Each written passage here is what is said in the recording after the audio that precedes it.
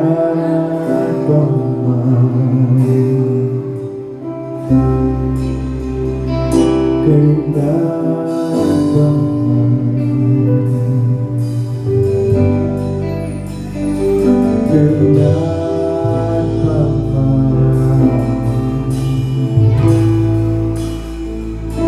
kailan pa man.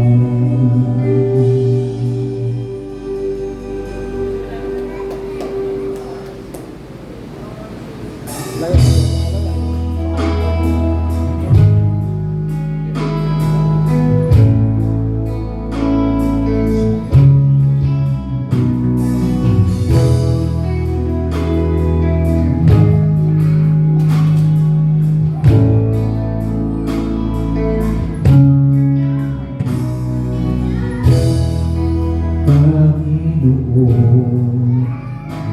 nais ko, kagandahan ko ay pagmasdan ang pag-ibig mo sa aking dugo. Kailan ba'y di pababayaan sa iyong laman? Magtatapos sa iyong laman,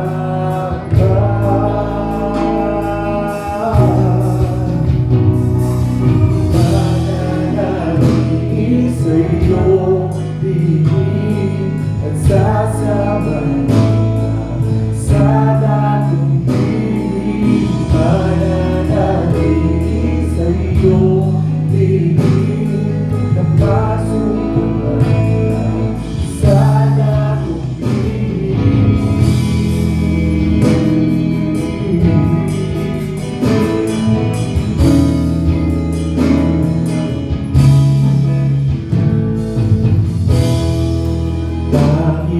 Panginoon, ang ngalan ko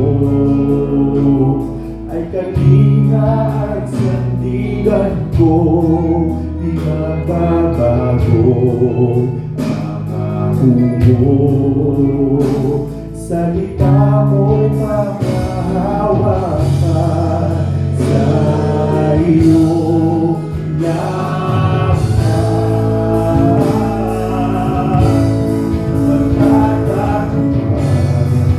Sa iyong laman,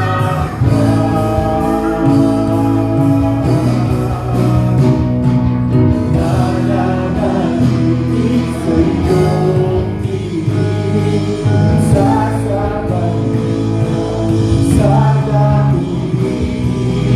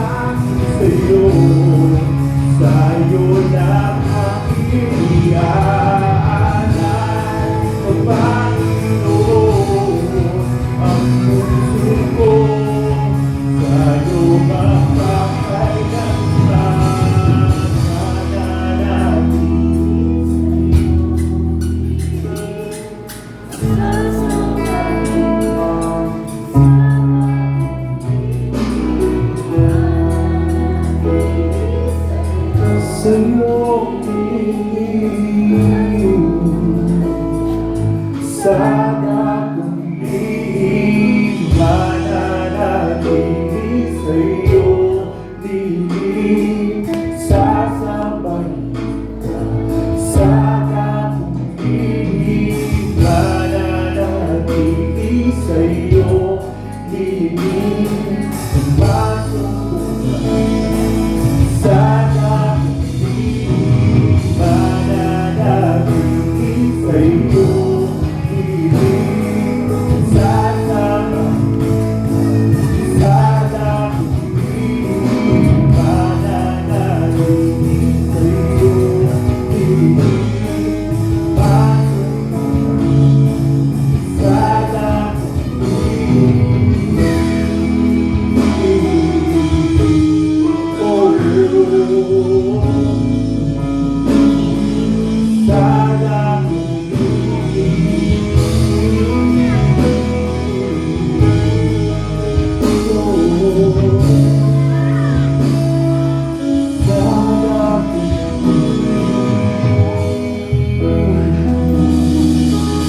palakpakan po natin.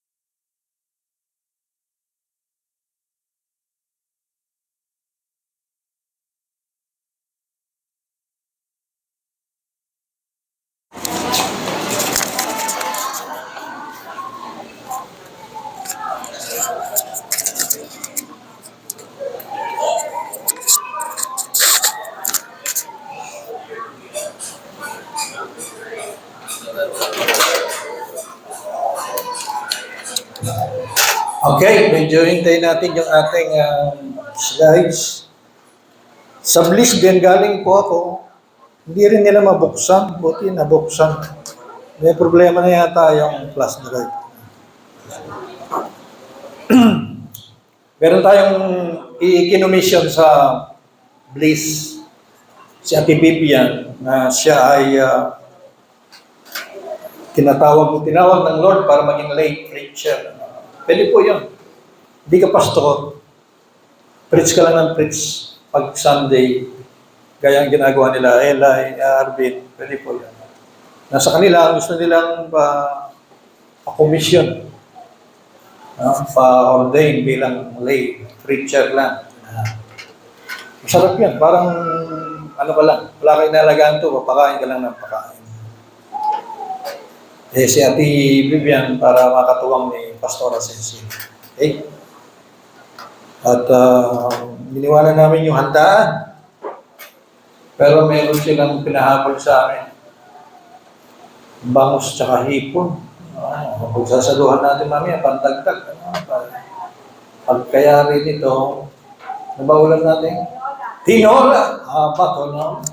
Meeting po ng mga officers, mga kapatid, para mapag-usapan natin yung ating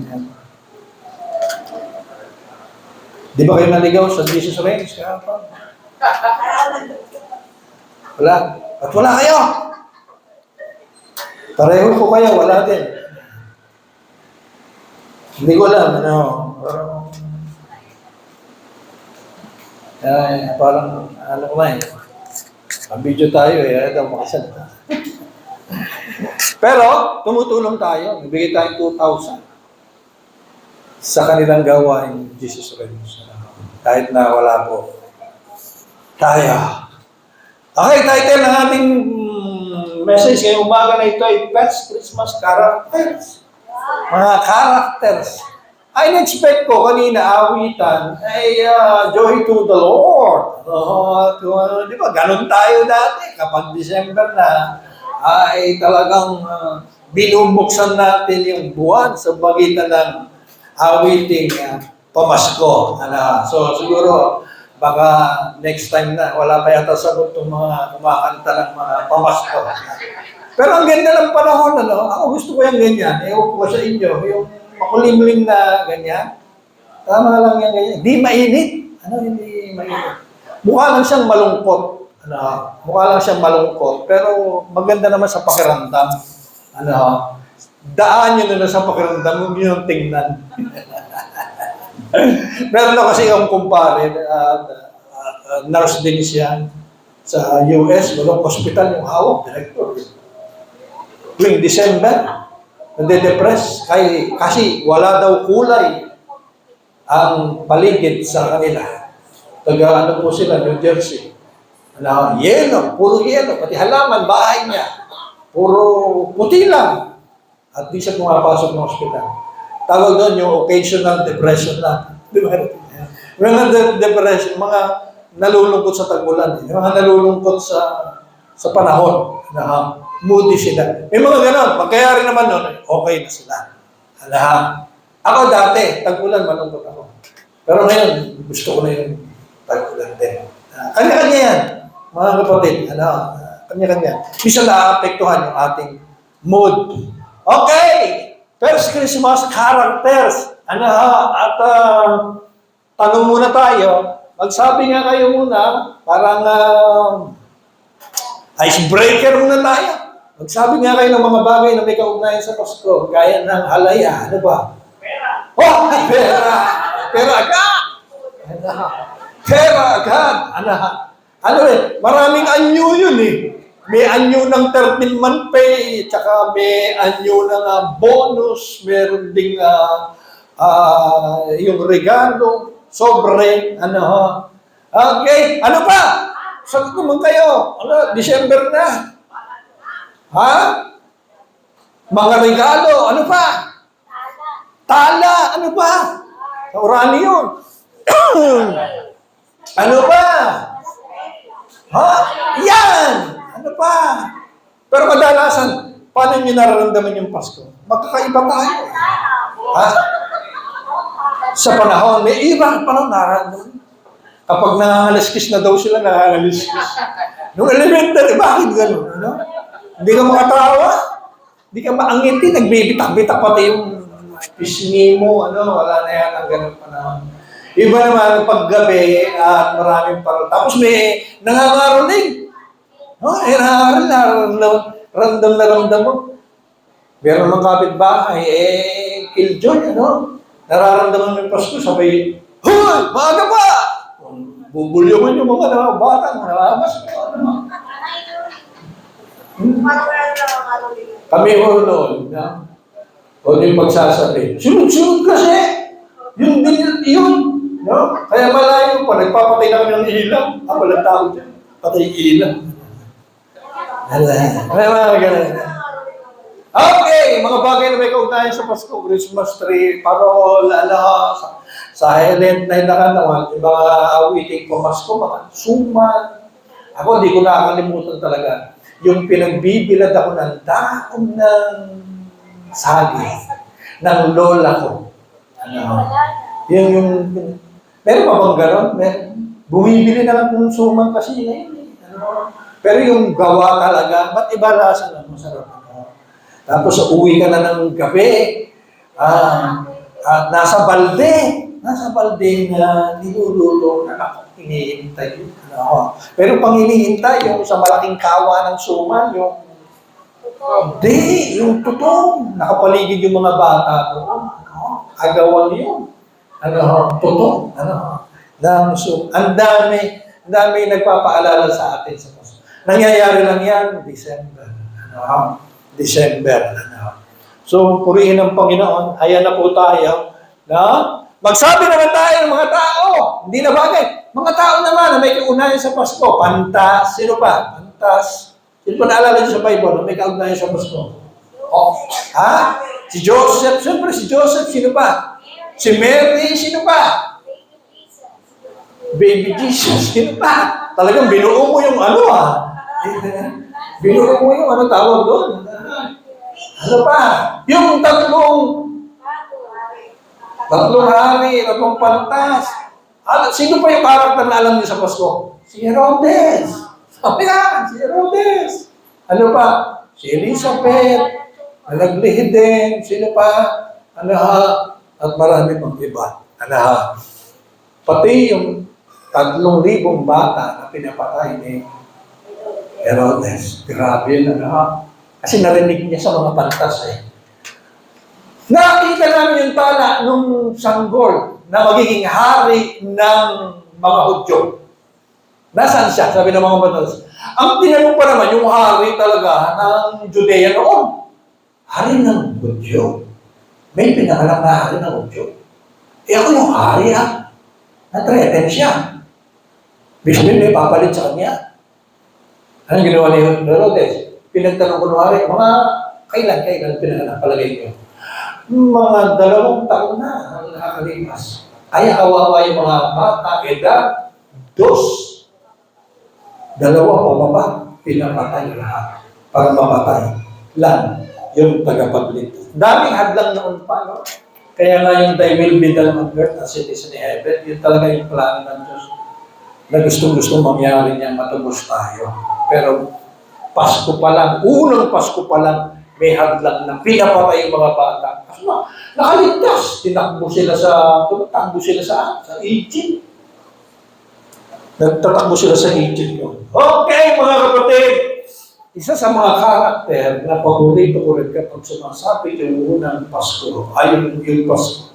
Naalala ko, unique to eh. Si matandang Simeon, ewan ko kung nabasa nyo yan. Kasama po yan sa karakter ng Pasko.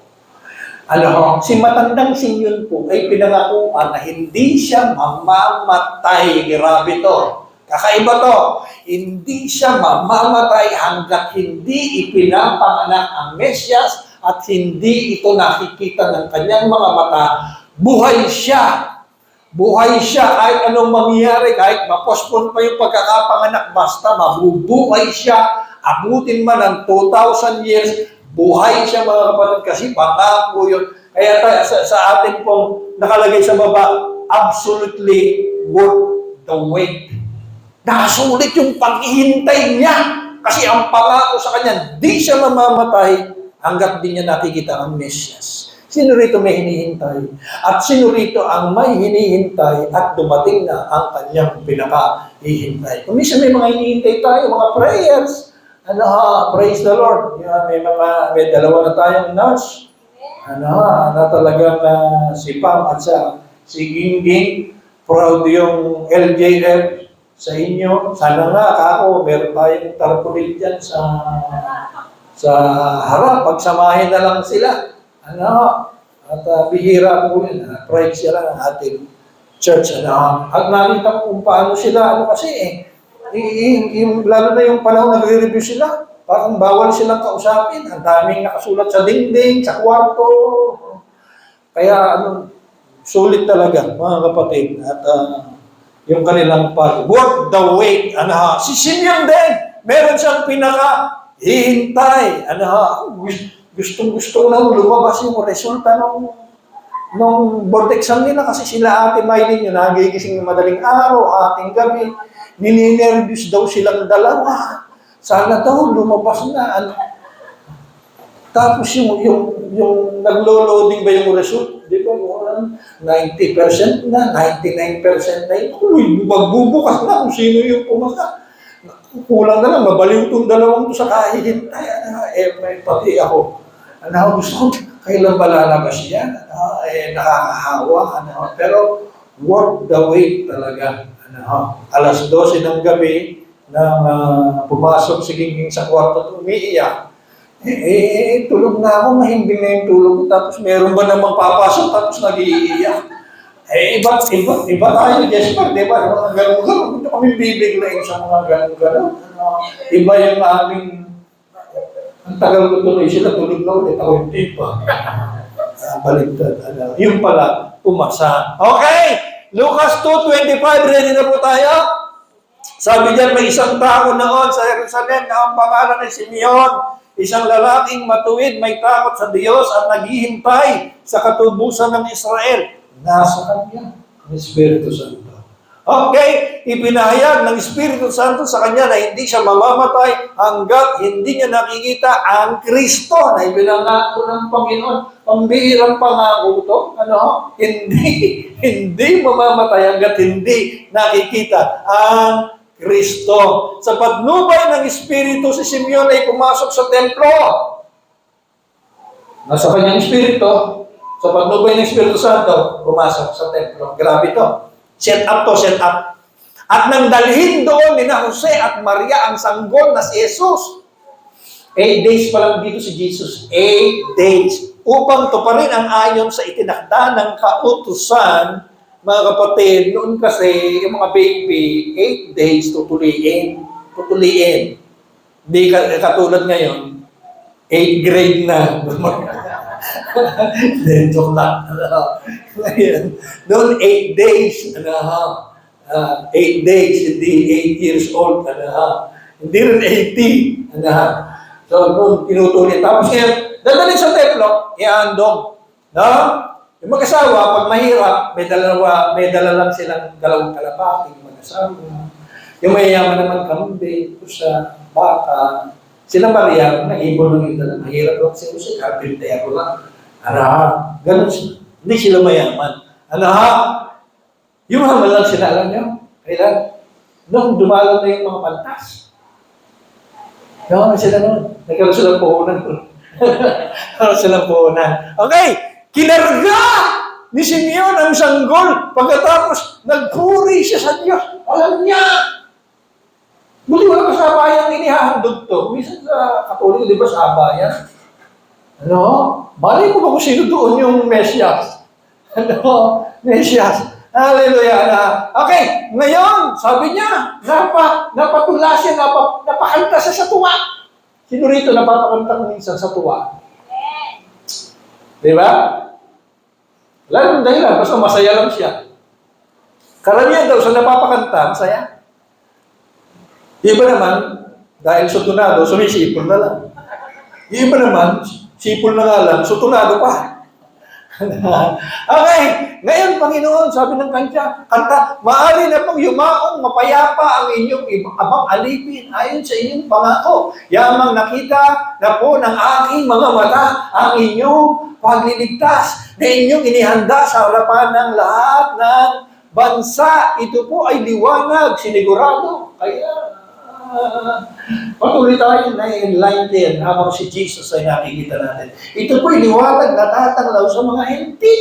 Tagapagligtas siya ng mga Hudyo ng Israel, pero liwanag siya sa ating mga hentil, mga kapatid, at magbibigay dangal sa inyong bansang Israel. What lesson can we learn kay Simon, Simeon, matandang Simeon? Si Simeon, una po siyang nabanggit diyan sa Lucas 2. At ito na rin ang huli na nabanggit siya kasi extra lang siya. Sa unang Pasko, extra lang siya.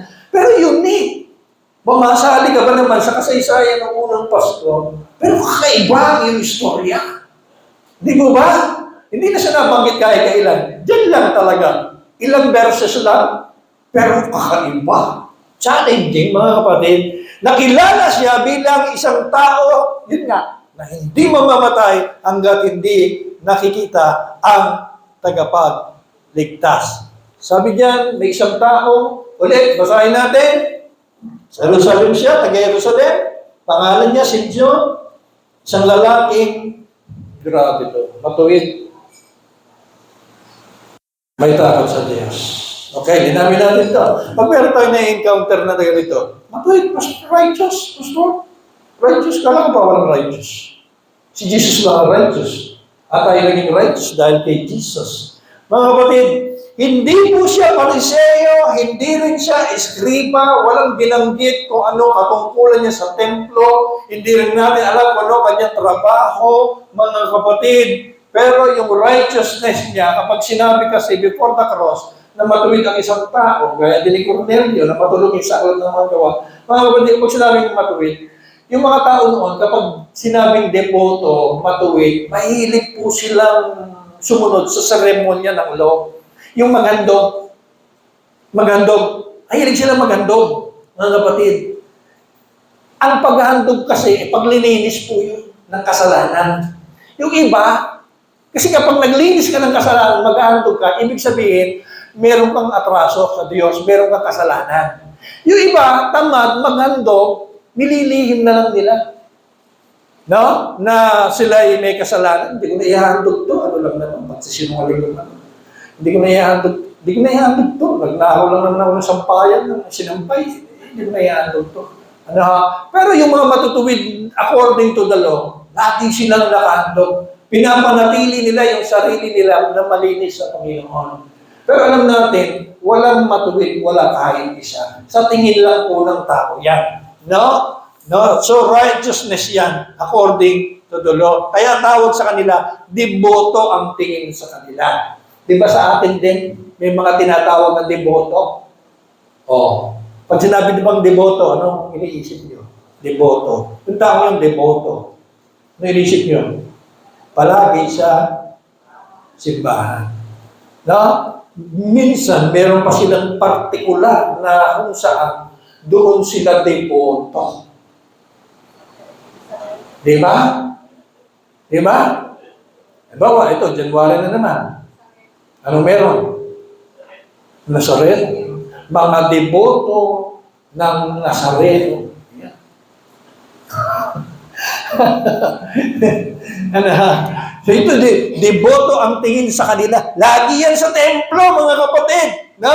Palagi sa templo. Regular na nag-ahandog sa Panginoon. So this man, ang sabi, was righteous and devout. Ano ha? Kahit na considered righteous siya, pansinin niyo po, righteous na yan.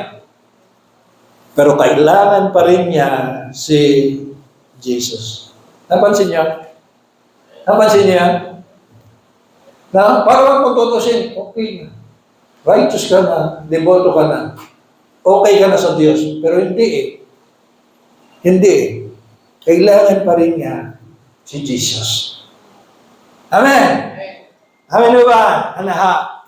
Kaya ang sabi, and was eagerly waiting for the Messiah. Hindi mo nabanggit dito kung siya ba'y may anak, may pamilya, may asawa, ano kayang estado sa buhay, hindi na nabanggit. Pero I believe na ubus ang panahon nito sa kahihintay. Kung merong goal ito, pangarap, ewan ko, baka naitabi lahat. Bakit? Kasi ang ganda ng pangako eh.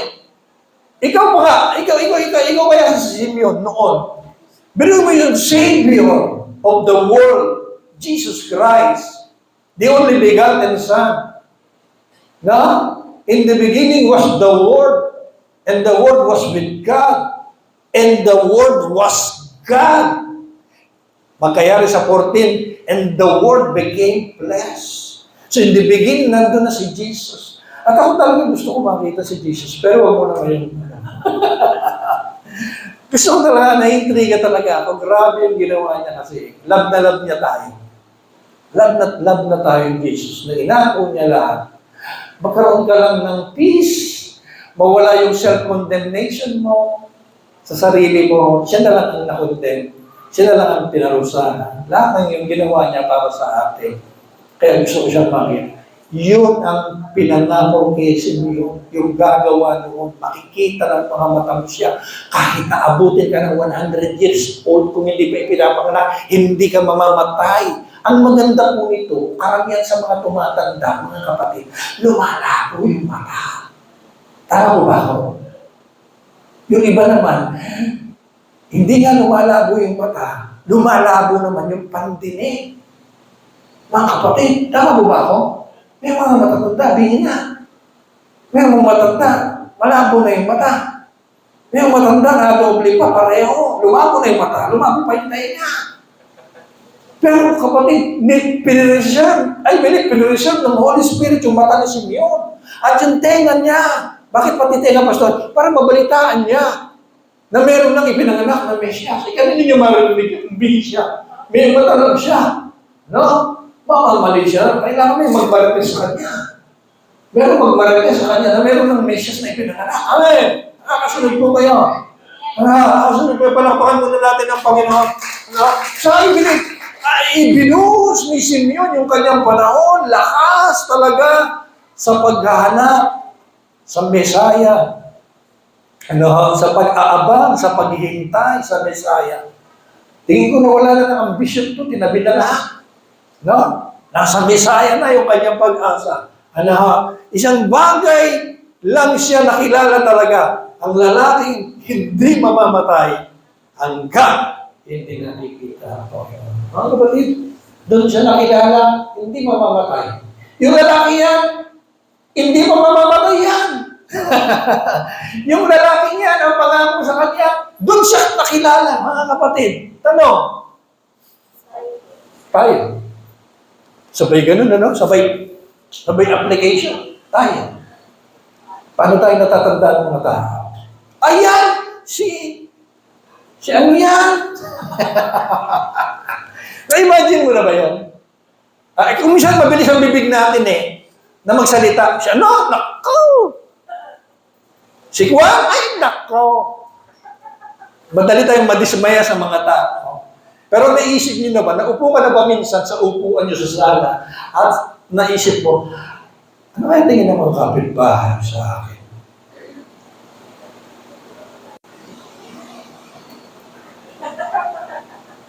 Ay, yung mga katrabaho ko kaya, yung mga kasama ko sa workplace, ano kaya tingin nila sa akin? Paano kaya nila ako ituro? Pag may nagtatanong, paano kaya nila ako i-describe?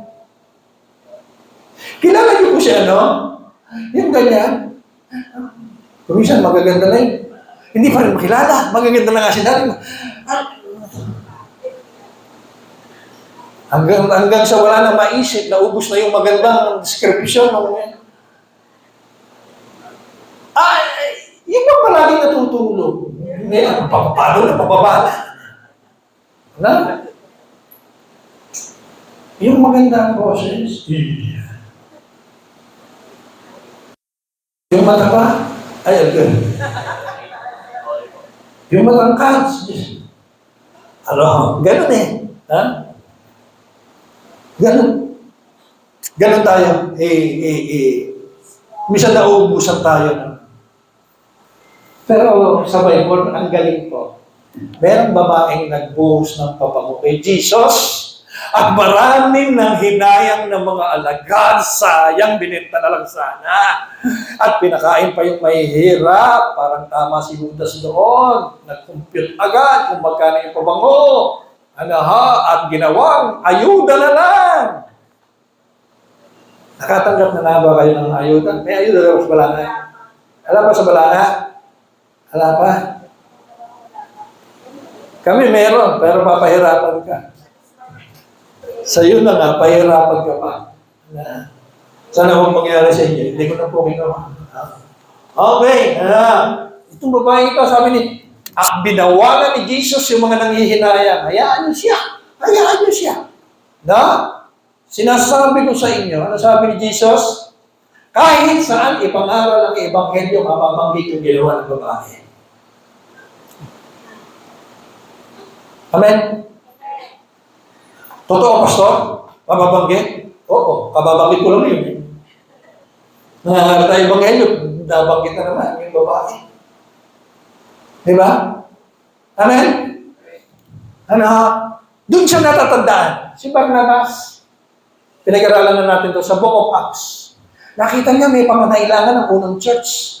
Nakita niya, meron siyang kakayahan. Tinawag siyang Barnabas. The son, ibig sabihin nun, son of encouragement. Palagi siya nagpapalakas. Palagi siya nag-aambag. Palagi siya nag-aabuloy dahil niya kapos ang unang church noon. Gusto niya lagi siyang merong bahagi. Ay, pupunta hahayo sa Thessalonica sa ganito, hahayo sa Ephesus sa ganito. Siya yung financial supporter nila noon. Kaya ngayon, ang daming Barnabas ministry. Gumaya po sila. Gaya ko, may nagsusuportang Koreano sa akin. Yun ang Barnabas ko. Amen. Amen. Ganun po yun. Ano, ha? Natatandaan sila sa ganon. Pero tayo mga kapatid, dito tayo dapat matandaan na. Kasi ito yung identity natin. Ano, balikan natin ang tinapos na gawa ni Jesus. Ang sarap-sarap balikan po nito. Siya'y naparusahan para tayo mapatawad. Siya'y na-reject para tayo mag-accept. Siya'y naging kasalanan para tayo maging matuwid. Siya'y naging sumpa para tayo maging blessed. Siya yung naging sugatan para tayo gumaling. Siya yung naging mahirap, walang saplot, wala kahit ano sa cross, para tayo ay yumaman. Siya'y namatay ng bata, 33 years old, patay na agad siya para tayo mabuhay ng mahaba. Yan ang natapos na gawa ni Jesus. Dito tayo pwedeng makilala. Amen. Kapag nakilala ka bilang righteous, tutuwa ako sa taong iyan. Matuwid, yung mali-mali, yung tama-tama sa kanya. Lalo na ngayon mga kapatid, ang gulo ng politika sa atin. Ang gulo sa kongreso. Hindi mo na alam kung ano papanigan mo. Doon tayo sa mali pag mali. Amen? Doon tayo sa tama-tama. No? Ako nawala yung ko sa partido. Hindi, solid ako. Solid. Pag mali na lang ako. Bilib ako kay Abante. Si Abante, baptist po yun. Na? Sinuportahan niya si Duterte. Mga baptist, bumoto kay Duterte. Ilang libo yan. Pero hindi kita hinanapan ng pasasalamat, Mr. President. Ha? Pero pagdating doon sa iniimbistahan, yung EGK, kung tama, kung totoo ba yun, yung extrajudicial killing, nandun siya nag-iimbestiga para lumabas kung totoo ba yun o hindi.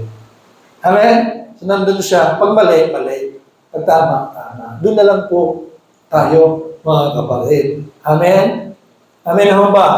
Na? Yung righteous kasi ganun eh. Yung righteous, doon lang siya. Hindi dun sa tao, hindi sa partido. Pero sa kabuuan, sabi kasi, may nagtanong siya, sa kabuuan, gusto ko siya. Pero sa pagmali, may mali siya. Ayaw ko siya dun sa mali niya. Meron na mga ganon. Amin o ba? So yung accepted, makilala ka dyan. Dahil accepted ka kay Jesus, mapagtanggap ka rin. Wala kang taong nire-reject. Ay, bakla yan, ayoko yan. Ay, tomboy yan. Ay, ang church natin, gusto ko siyang makilala bilang church na tanggap lahat. Amen? Gusto kong makilala talaga ang church na to, na ang church na tanggap lahat. Kasi kung merong mga napapasok sa mga simbahan, sila yung mga nasa third sex. Tama ba? Hindi sila yung mga cast out eh. Sa Bible, kung may mga cast out, hanggang ngayon sa panahon natin, meron pa rin. No? Hindi sila makapagsimba kasi makahatulan sila. Pero nakita natin, si Jesus, wala siyang inuhusgayan. No? Hindi mo welcome, hindi naman ikaw magbabago. Ang Diyos ang magbabago sa kanila. Amen? Hayaan mo silang maupo. Tanggapin mo sila, mahalin mo sila, at hayaan mo ang Diyos ang magbago sa kanila. Amen? Hindi yung wala pa rito, nire-reject mo na. Nako, baka nasa gate ka palang sunog ka na. Huwag kang pupunta rito. Amen. May mga simbahan gano'n. Ayaw sila. Pero mga kapatid, tanggap natin sila. Amen.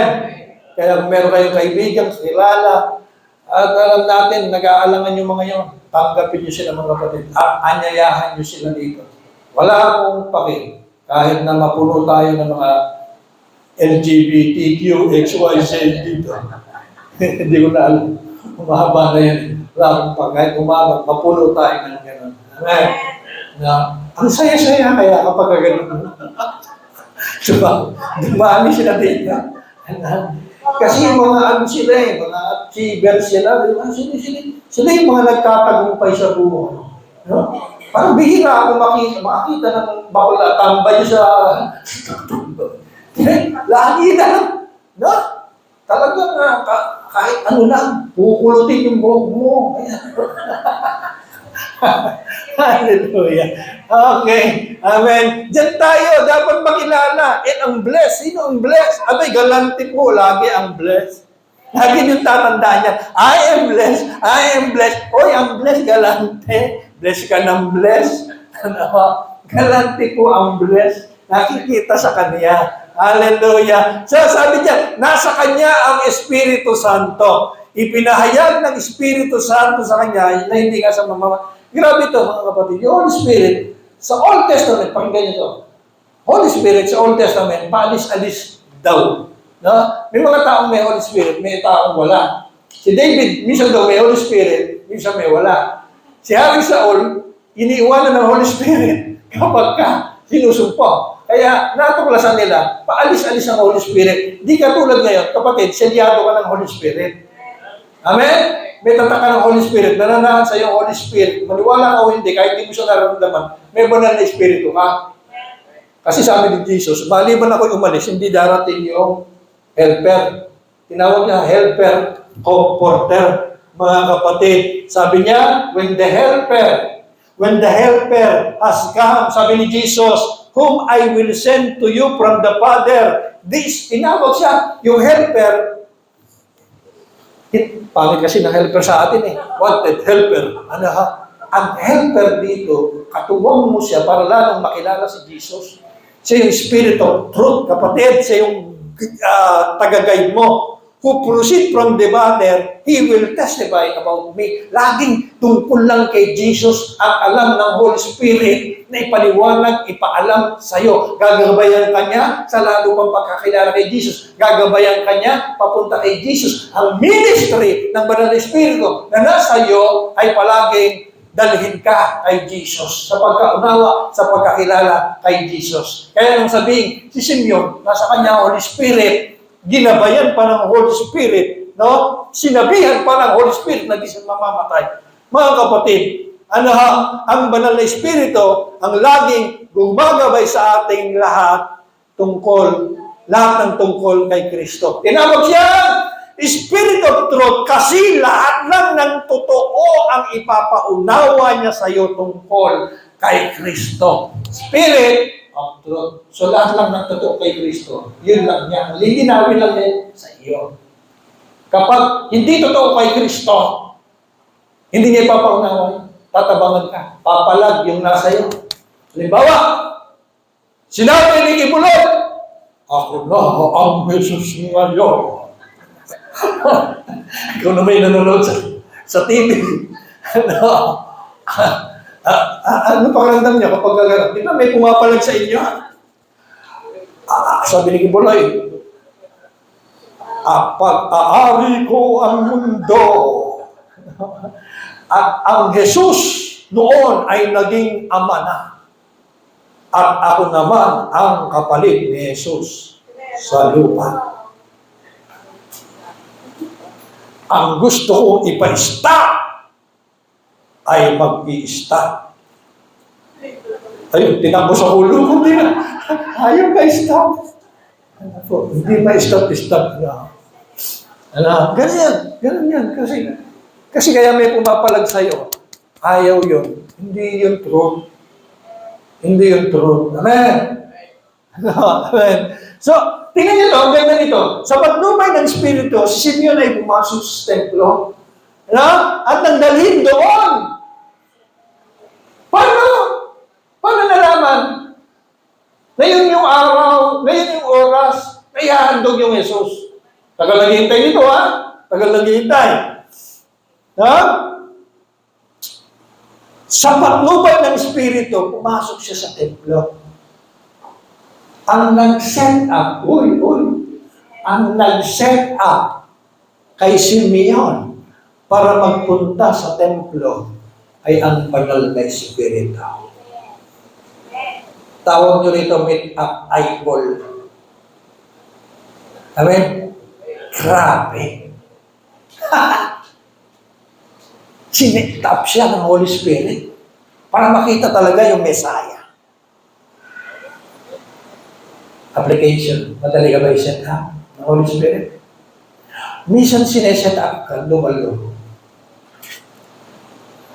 Amen. Set up ko tong anak ko, pagod na eh. Makarinig muna ng good news sa Diyos. Sineset up ka. Amen. Saka, hallelujah. Madali ka bang i-set up? Okay? So, anong ginawa? Kinarga ni Simeon ang sanggol pagkatapos nagpuri siya sa Diyos. Ganito. Nagawa niyang kargahin.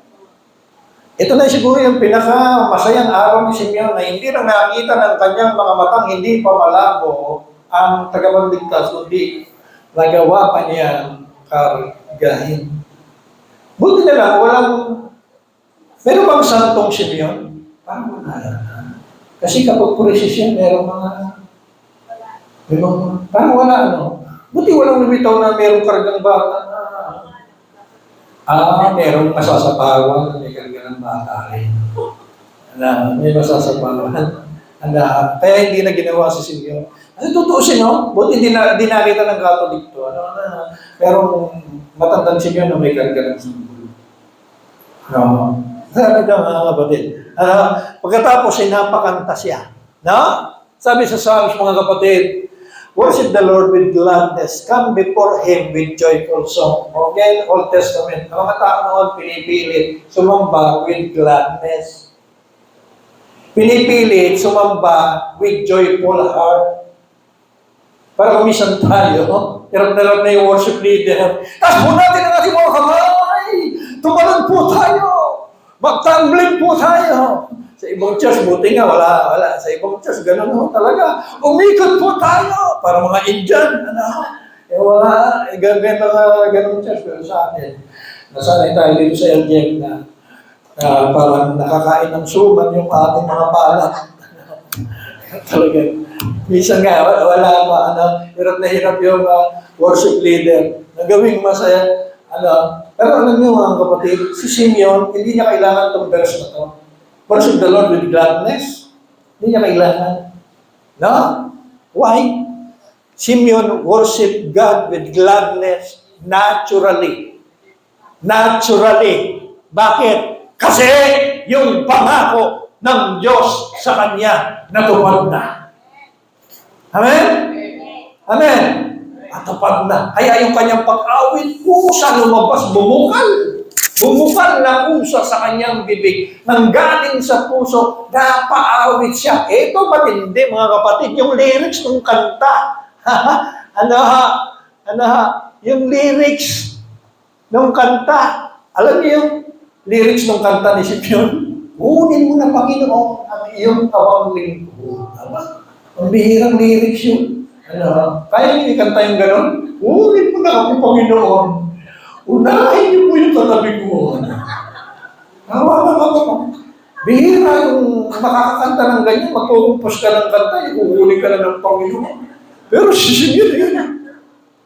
Karamihan sa mga sa libing, hindi kita malilimutan. Ano mo kinakanta sa pero ito, grabe. Nagpapakuha na siya.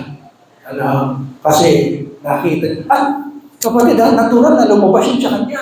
Hindi niya sinabing pagkakargayan niya sa sanggol ay, sandali po Mama Mary, magkukumpos lang ako sandali. Hindi! Napakanta na siya kaagad. No? Napakanta na siya kaagad. At sinabi, kunin na nga siya ng Panginoon. Kasi nakita na niya ang Diyos. Kasi natupad na. Alam niyo ba, mga kapatid, yung pangako, tayo may dahilan din na dapat na mag-worship ng gladness because natupad na rin ang mga pangako ng Diyos sa atin. Balikan natin yan. They are yes in Jesus. For no matter how many today in the year of the covenant, sa panahon ng covenant, no matter how many promises God has made, gano'n man yan, karami ang pangako ng Diyos. Anong sabi niyan? They are yes na. May dahilan na ba para magpuri ngayon? Matuwa, umawit with gladness. They are yes in Christ. Are you in Christ? If you are in Christ, kapatid, yes na daw ang lahat ng promises ng Diyos. Because through Christ, hindi through you, through Christ, naging yes na lang ang pangako ng Diyos sa atin. Amen? Amen? Kaya kung, nung sabihin, no matter how many promises God has made, ang problema sa atin, dalawa lang ang alam mo pangako eh. Dadamihan kasi yung alam mo pangako sa Bible, dadamihan mo. Eh paano yan hanggang ngayon? John 3:16 yung alam mo pangako ng Diyos. Hindi na nadagdagan yung John 3:16, for God so loved the world. Mentras dumarami yung alam mo pangako, and my God shall supply all my needs according to His will. No? I can do all things through Christ who strengthen me. Ang dami mga promises. Magagawa ko lahat ng bagay na yan sa tulong at biyaya ng Panginoon. Na, ang dami mga promises na dapat, kapatid, ay alam mo. Kasi yes na ang mga yan para sa iyong buhay, kapatid, ang kanta, palaging with gladness. Amen! Amen! Tayo po tayong lahat, tayo magpasalamat sa Panginoon. Father God, we thank you po sa message. Salamat sa buhay ni Simeon. Nakita naman namin kung paano siya pinangakuan. Pero sa pangako, sa kanya Panginoon, naghintay po siya na naghintay. At hindi po siya namatay hanggat hindi niya nakita ang Mesyas. Panginoon, masasabi namin, higit kaming mapalad kay Simeon ngayon sapagkat, Panginoon, lahat ng pangako mo ay natupad na. Hindi na namin kailangang maghintay para matupad. Tinupad mo na. They are yes. Panginoon, lahat ng iyon, they are yes in Christ Jesus, Panginoon. Salamat po, Panginoon. At gaya ni Simeon, Panginoon, matuto kami magpuri, palagi, matuwa, naturally, lalo na naiintindihan namin kung paano natupad ang mga pangako mo sa buhay namin. Salamat po. In Jesus' name we pray. Amen. Last supper or Ito pa rin naman. offering? Okay. Okay po, offering mo siya. Okay. Hallelujah. So, si Simeon